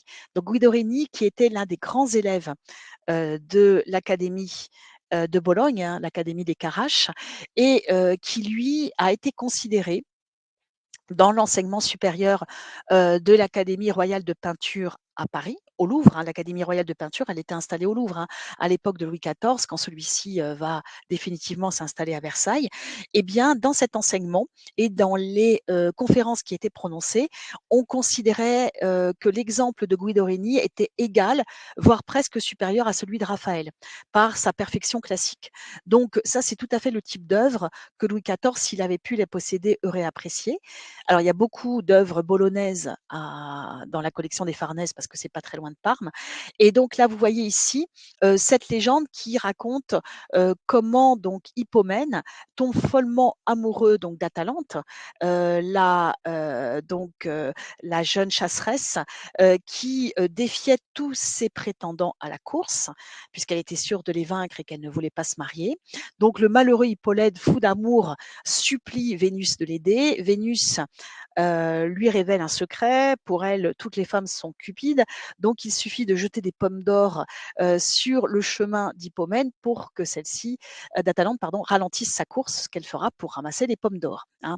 Et vous le voyez ici, il y a là aussi encore une fois une représentation dialectique entre un corps masculin tendu en diagonale qui va symboliser aussi l'énergie et une sorte de supériorité justement masculine par rapport à la sensualité tout en courbe de ce corps féminin incliné pour ramasser justement l'une de ces pommes. Et ça valorise évidemment donc des études de nus féminins ou masculins idéalisés, bien sûr. Et vous voyez que le tout étant sur un seul plan comme en frise. Hein. Là aussi, au lieu de créer des effets de profondeur en diagonale vers l'arrière-plan, eh bien, en fait, les deux personnages sont quasiment sur le premier plan, dans une attitude d'ailleurs presque chorégraphique. Donc, vous voyez que toujours cette étude de corps, on peut la retrouver chez Giuseppe de Ribera, qui est aussi un artiste napolitain. Alors, c'est intéressant aussi, bien entendu, le musée de Capodimonte est très riche en peinture napolitaine et au XVIIe siècle, la peinture a connu un âge d'or à Naples sous la houlette, sous l'influence de Caravage, qui a fait 2 séjours absolument prépondérants donc à Naples en 1607, fin 1606, début 1607 et en 1610, l'année de sa mort, où il a laissé à chaque fois des chefs-d'œuvre, dont certains sont conservés au musée de Capodimonte. Donc, il va avoir une influence très très forte, mais également des artistes aussi issus toujours de la même Académie des Carages de Bologne, comme Lanfranco, qui va faire de très très beaux décors de plafond. Hein, donc non seulement la grande coupole de San Gennaro, donc qui jouxte la cathédrale du même nom à Naples et d'autre part le plafond aussi de l'abbatiale de la Chartreuse de San Martino, qui est aussi un des plus beaux monuments qui soit à Naples. Alors, ayant travaillé d'ailleurs au même endroit, Giuseppe de Ribera, qui est un artiste très très important, qui lui est espagnol, mais qui a fait quasiment toute sa carrière à Naples, au point qu'à Naples, on l'appelait le Spagnoletto. Et la présence de Ribera à Naples, elle est due notamment au fait qu'au XVIIe siècle, XVIe et XVIIe siècle, Naples est administrée par l'Espagne. Il y a une vice-royauté espagnole à Naples, donc ce qui explique les relations économiques, politiques et bien sûr culturelles très étroites entre Naples et l'Espagne, et en particulier au niveau de la peinture. Donc ce qui fait que Ribera, dans les années 1610-1620, va réaliser beaucoup, beaucoup de tableaux très caravagesques qu'il enverra en Espagne, et ce qui fera connaître le caravagisme, la peinture ténébreuse de manière très précoce en Espagne.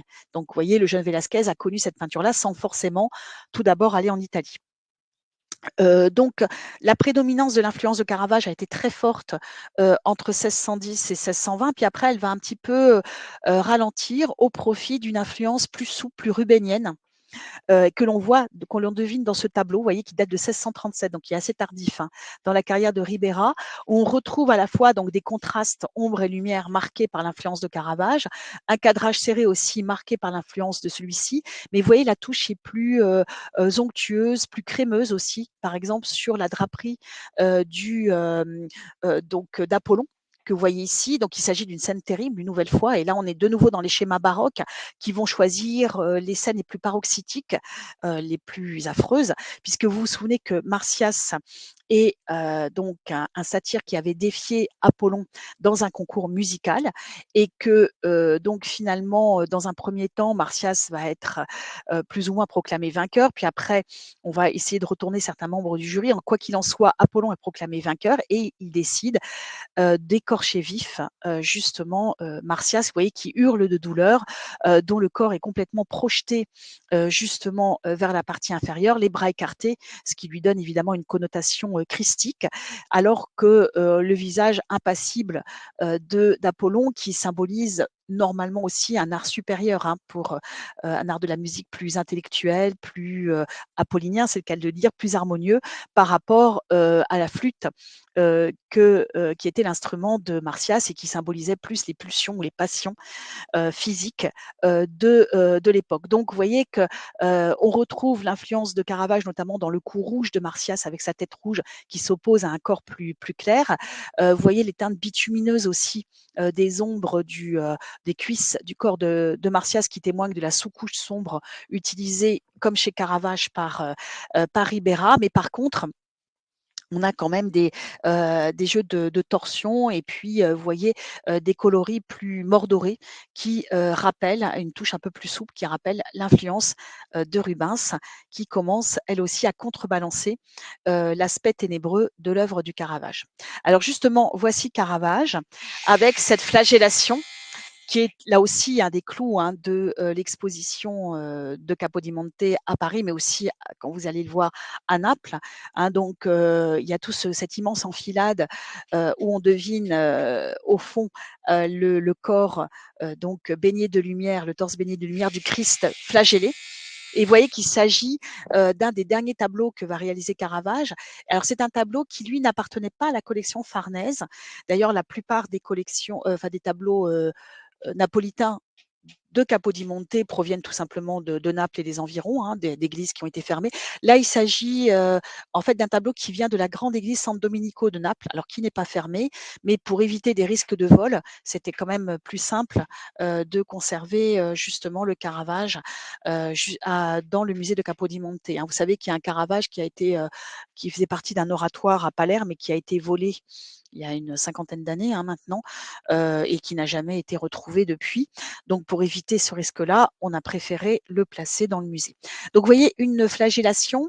Alors, vous vous souvenez que Caravage donc il est originaire de Milan, il arrive à Rome et ce qui va lancer sa carrière à Rome, c'est la commande, par un cardinal français de la chapelle Contarelli, dans Saint-Louis, des Français.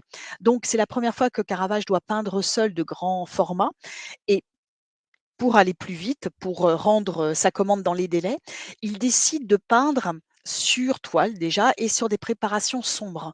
Donc un arrière-plan sombre, presque brun, et ce qui fait que, comme sur ce tableau-là, ça lui évite de peindre une grande partie du tableau. Donc vous voyez ici sur ce tableau-là, il y a la moitié qui n'est pas peinte, hein, c'est la préparation quasiment.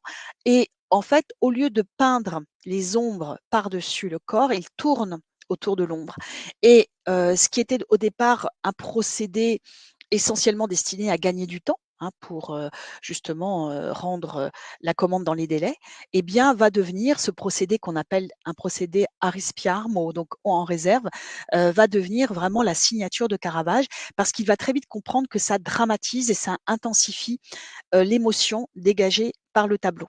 Donc Caravage, qui est contemporain des Carrache, va lui aussi révolutionner la peinture d'une façon donc très différente de celle des Carrache, c'est-à-dire en jouant sur l'intensité émotionnelle et sur une espèce de concentration paroxytique justement des sentiments. Et ce, en représentant des personnages qu'il représente de manière naturaliste, avec un cadrage très serré et donc un contraste ombre et lumière très intense et peu de détails finalement. Il va vraiment, vraiment à l'essentiel. Donc vous voyez qu'ici, on représente le corps en torsion du Christ autour de la colonne. Alors, c'est naturaliste, mais c'est aussi symbolique. Hein. La colonne, c'est aussi une représentation allégorique du Christ qui est l'axe du salut, hein, le lien entre le ciel et la terre. Donc, vous voyez qu'il y a 3 bourreaux, qui enserrent le corps du Christ. Alors souvent, ces bourreaux étaient destinés à représenter aussi un même personnage sous différents angles, toujours dans le cadre des comparaisons peinture-sculpture. Ici, c'est pas le cas, hein. Caravage, il veut vraiment mettre l'accent sur l'émotion. Donc en faisant de ces bourreaux des hommes du peuple, bien sûr, en montrant aussi leur concentration pour certains, leur méchanceté, mais c'est pas le cas forcément de tous, hein. Il y en a qui sont simplement concentrés sur leurs tâches et une représentation tout à fait nouvelle, et très moderne avec, par exemple, le bourreau qui est sur la droite, qui est en train d'appuyer comme il est en train de tirer sur les liens qui enserrent les poignets du Christ, eh bien, pour avoir plus de force, il appuie son pied sur le mollet du Christ et ça, c'est exactement le type enfin, le type de détail qui pouvait choquer à l'époque, hein, parce qu'on trouvait que ce n'était pas convenable. C'était, évidemment, assez terrible de représenter le Christ de cette manière-là, hein. Donc ça, il aurait manqué de dignité. Donc ça, ce sont les détracteurs de Caravage, hein, qui l'accusaient de ce type de réalisation, mais c'est aussi une des raisons pour lesquelles on appréciait l'art de Caravage pour ceux qui aimaient l'art d'avant-garde, parce que c'est vraiment l'avant-garde artistique la plus intense, hein, qui va être représentée là. Et c'est la même raison pour laquelle le grand chef-d'œuvre donc du Louvre, qui est la mort de la Vierge de Caravage, avait été refusé. Alors vous savez que Caravage, contrairement à ce qu'on a dit, n'était pas un peintre si maudit que ça, parce que cette mort de la Vierge qui lui a été refusée a tout de suite été acquise, donc rachetée par le duc de Mantoue, sous le conseil sur le conseil de Rubens. Un Rubens travaillait pour le duc de Mantoue à l'époque. Il avait été envoyé à Rome pour essayer effectivement d'enrichir cette collection. Et tout de suite, il s'est intéressé à cette mort de la Vierge qui venait d'être refusée, sachant que quand on refusait une œuvre au Caravage, ce qui avait été le cas notamment pour un Saint-Matthieu, pour la chapelle Cantarelli, on lui en recommandait une autre. C'est-à-dire que le même commanditaire disait non, je ne veux pas cette version-là, mais il lui en recommandait et il payait la deuxième version, tandis que la première était vendue. Donc Caravage vivait très bien de sa peinture.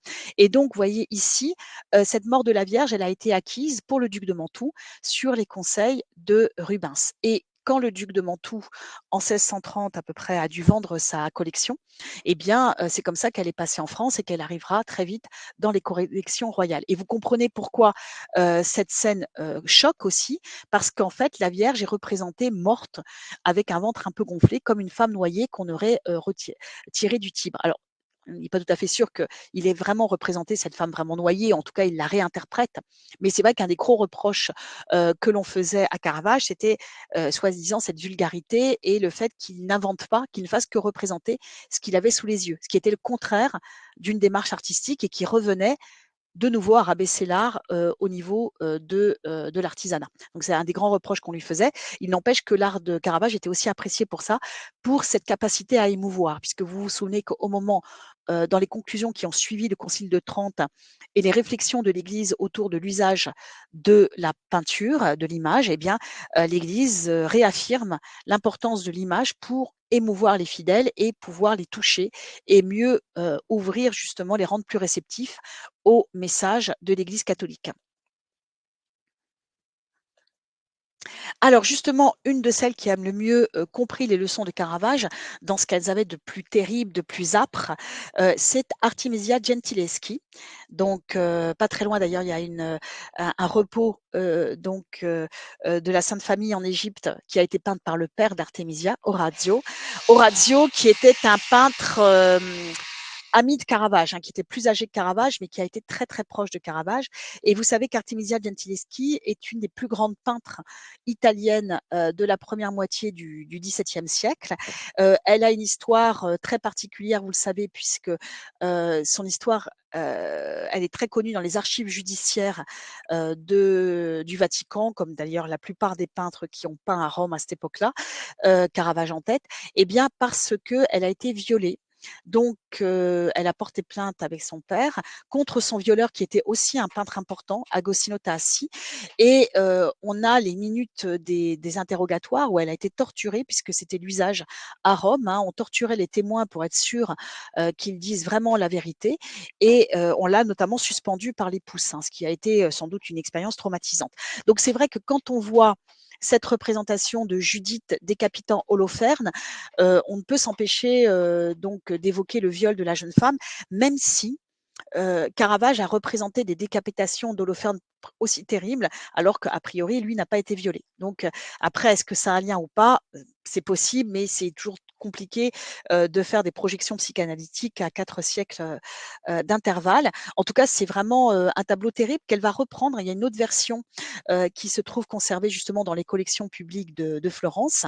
Et ce qui est atroce, c'est de voir le corps à corps, hein. Vous savez que l'histoire de Judith, Judith est une jeune veuve de Béthulie. Donc, elle séduit le général philistin Holoferne qui assiège les Hébreux et elle profite de son sommeil pour le décapiter avec l'aide de sa servante.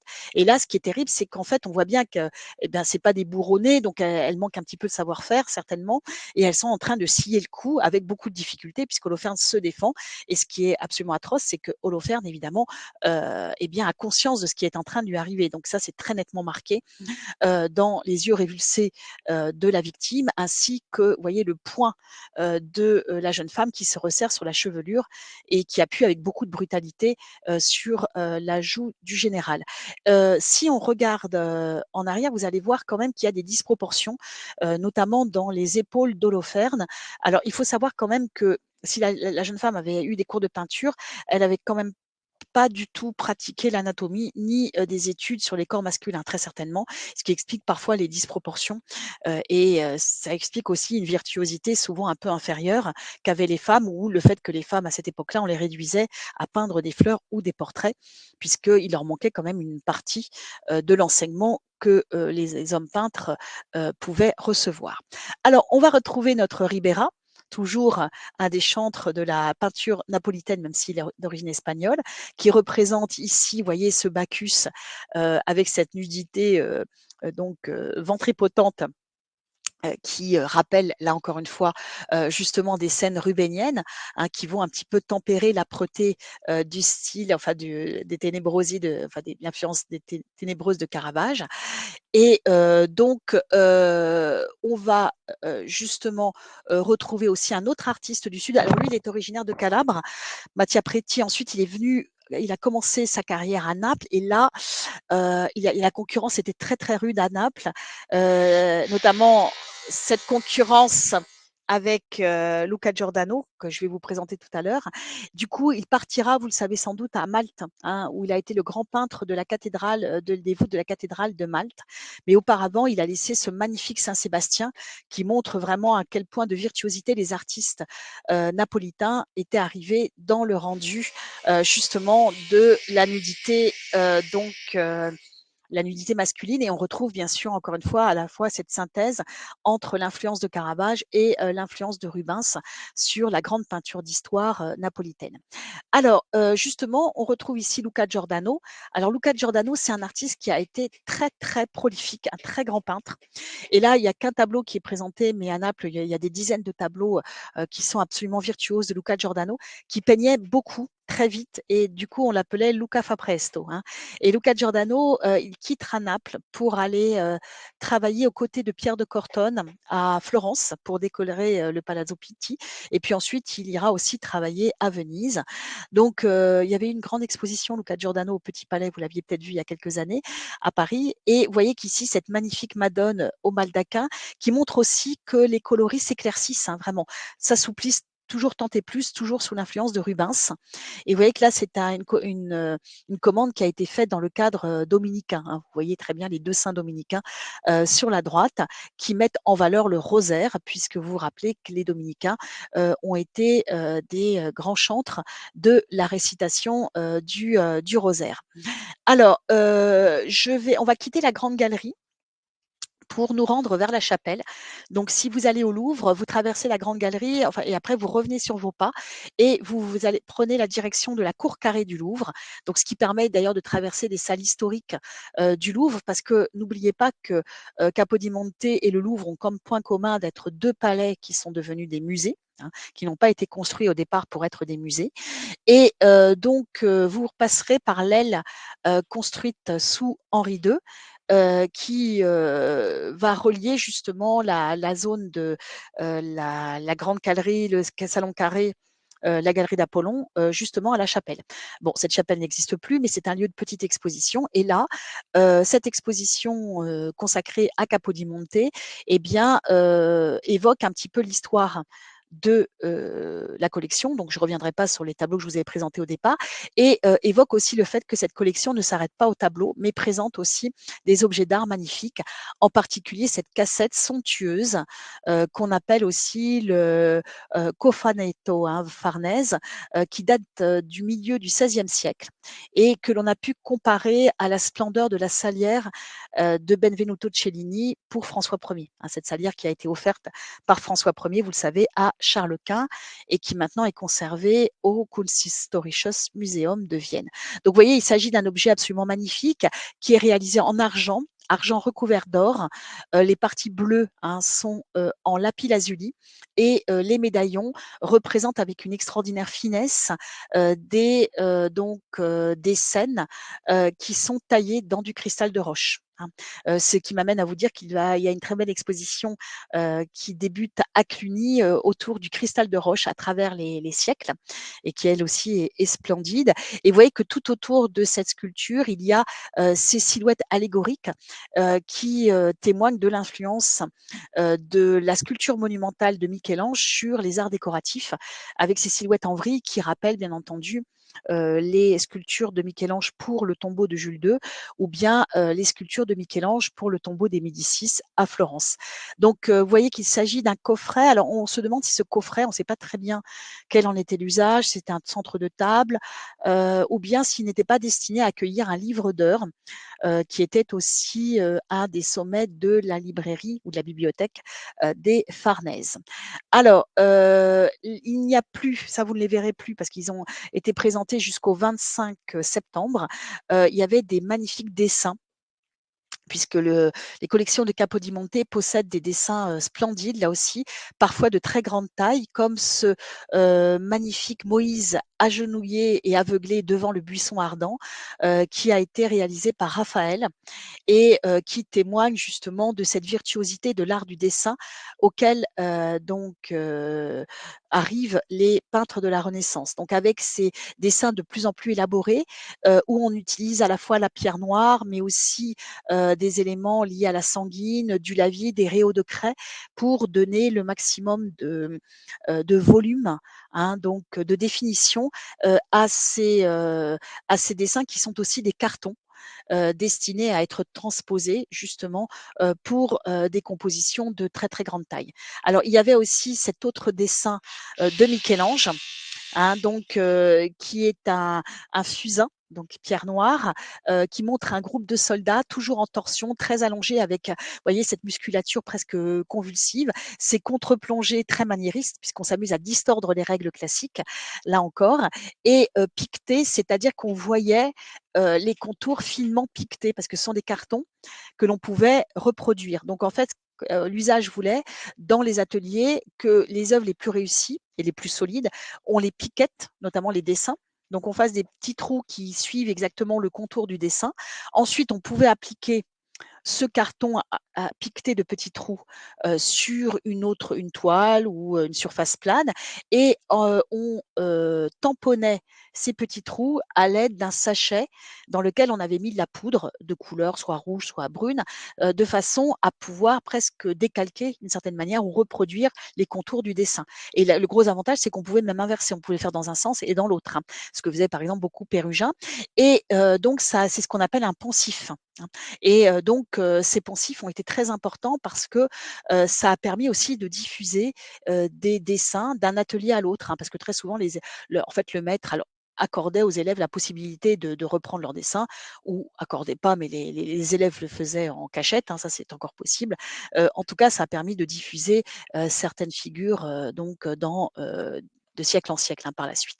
Alors vous voyez que, rappelant d'ailleurs aussi les collections royales de François Ier, du Louvre, etc., on a également cette sculpture en vermeil qui pouvait être utilisée aussi sur une desserte ou sur un centre de table où on retrouve la déesse Diane, qui montre aussi toujours la virtuosité des orfèvres de la Renaissance. Et un autre chef-d'œuvre est cet extraordinaire groupe en porcelaine qui a été réalisé par Filippo Tagliolini, hein, qui représente la chute des géants. Et en fait, il s'agit d'un groupe en biscuit et qui a été réalisé en porcelaine de Capodimonte. Alors, le roi Charles de Bourbon a épousé une princesse saxonne, une fille du roi de Pologne et donc duc de Saxe, Auguste le Fort. Donc, elle devient la reine de Charles et c'est d'ailleurs la tante de Louis XVI, hein, puisque sa sœur va épouser le dauphin, le père de Louis XVI, ce qui explique pourquoi Louis XVI est très grand d'ailleurs, hein, parce qu'Auguste le Fort était très grand. Et donc, cette princesse, reine, hein, qui devient reine de Naples, avant de devenir reine d'Espagne, hein, puisque Charles va perdre ses deux frères et il va finir par régner sur l'Espagne. Donc, il abandonnera Naples et il va laisser son fils cadet, Ferdinand, le Nasone, sur le trône de Naples. Hein, donc, après avoir été appelé, lui, à Madrid.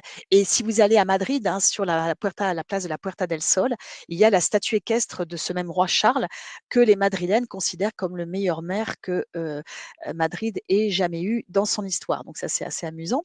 Alors, donc justement, je reviens à ma princesse, qui était saxonne d'origine, grande amatrice aussi de porcelaine, puisque vous savez que c'est à Dresde qu'est née la porcelaine occidentale au tout début du XVIIIe siècle. Ensuite, vous savez qu'on déplace la manufacture à Meissen parce que c'était plus facile à protéger de l'espionnage industriel, hein, tout simplement. Et ça a été un instrument d'enrichissement très important pour la Saxe, cette fabrique de Meissen, et aussi de prestige. Donc, ce qui fait que, bien entendu, dans toutes les autres principautés ou royautés, dès qu'on l'a pu, on a essayé d'avoir une manufacture. Et la manufacture de Capodimonte va être fondée par le roi Charles pour rivaliser avec celle de Meissen, pour éblouir aussi son épouse. Et vous voyez qu'à l'intérieur de Capodimonte, on a remonté un petit cabinet de porcelaine, de chinoiserie en porcelaine de Capodimonte, qui avait été offert par le roi Charles à son épouse. Hein. Donc ici, donc ça c'est resté à Capodimonte. En revanche, ce grand groupe qui fait bien 2 mètres de hauteur à peu près, hein, et qui représente une gigantomachie, est l'un des clous de la présentation de l'exposition dans la chapelle. Et vous voyez, il s'agit donc de biscuits. Alors que biscuit, ça veut dire qu'il s'agit d'une porcelaine sans couverte. Hein. Donc, vous vous souvenez que pour faire de la porcelaine, il faut de l'argile très fine et très blanche, auquel on ajoute du kaolin et que l'on fait cuire. Donc, ici, après l'avoir moulé. Donc là, vous voyez qu'on a vraiment plusieurs figures, enfin des dizaines de figures qui vont s'entremêler et il faut les faire cuire sans que ça se fissure, hein, ça se fendille. Et donc, on les fait cuire à très très haute température. Et cette fois, sans mettre une couverte émaillée. Donc, ça va ressortir blanc, mais mat. Ah, ça, c'est une des caractéristiques du biscuit. Alors, vous savez que le biscuit, c'est aussi la manufacture de Sèvres, hein, qui a été le grand maître aussi de la production en biscuit, puisque chaque manufacture concurrence la voisine et essaye aussi d'avoir des spécificités. Donc, la scène représentée, c'est une gigantomachie, c'est-à-dire qu'elle est coiffée en son sommet par la figure de Jupiter qui porte la foudre et qui foudroie les géants qui ont osé empiler de gigantesques rochers pour essayer de reprendre le pouvoir sur les dieux de l'Olympe. Et ils sont vaincus, vous voyez, et propulsés vers le bas. Donc ça, c'est une des plus grandes réalisations jamais produites à la manufacture de Capodimonte, qui est toujours présente justement sur la colline de Capodimonte à Naples. Donc, pour terminer, je vais évoquer quand même cette baie de Naples qui est évoquée dans cette salle de la chapelle. Baie de Naples telle qu'elle est représentée au XVIIIe siècle par un peintre qui s'appelle Antonio Ioli ou Joly, donc qui est un védoutiste, hein, c'est-à-dire qu'il fait des scènes de paysages extrêmement minutieuses. Et en fait, les vues de Naples vont devenir très, très à la mode à partir du XVIIIe siècle, période où Naples devient un des lieux incontournables du Grand Tour. C'est-à-dire, on fait le Grand Tour d'Europe et surtout en Italie. Et à Naples, pardon, on passe en général, excusez-moi, par Milan, donc Florence, Venise et Rome, mais on va aussi à Naples pour admirer l'une des plus belles baies du monde. Elle n'avait pas été encore défigurée par les bombardements et les reconstructions plus que douteuses qui ont été faites après la Seconde Guerre mondiale. Donc c'était vraiment une baie magnifique. Et donc on va à Naples aussi pour évoquer, justement tous les mythes, de l'Odyssée, de l'Énéide. Éventuellement, on s'intéresse aux découvertes qui commencent à être réalisées à Pompéi et Herculanum, même si c'est très difficile, de les visiter parce qu'il y avait des surveillances policières. Et puis on peut pousser, comme le fera plus tard, par exemple, Goethe, jusqu'à, Paestum, par exemple, hein.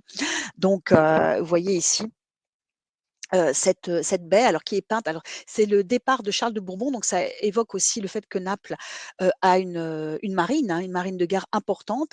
Alors, même si à la fin du XVIIIe siècle, Naples va passer de fait sous protectorat britannique, avec la présence de la flotte britannique sous la direction de l'amiral Nelson, qui, vous le savez, est devenu l'amant de Lady Hamilton.